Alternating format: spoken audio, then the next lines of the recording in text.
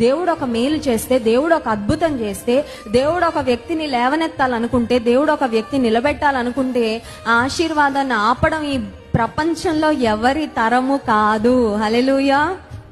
కొంతవరకే మనుషులు లాగాలని ప్రయత్నం చేస్తారేమో ప్రాబబ్లీ.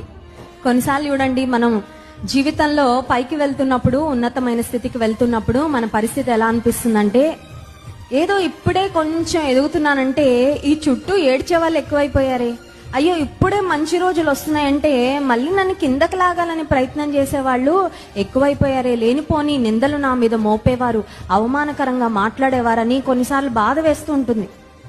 కానీ ప్రియమైన దేవుని బిడ్డలారా గమనించండి, ఒక సమయం వస్తుంది, నమ్మకంగా దేవుని మీద ఆధారపడితే ఆయన ఏ స్థితికి లేవనెత్తుతాడంటే, ఇంకెవరైనా పట్టుకొని కిందకి లాగదామన్న వాళ్ళకి అందమండి, మన కాళ్ళు అందకుండా అట్టి స్థితికి దేవుడు తీసుకువెళ్తాడు.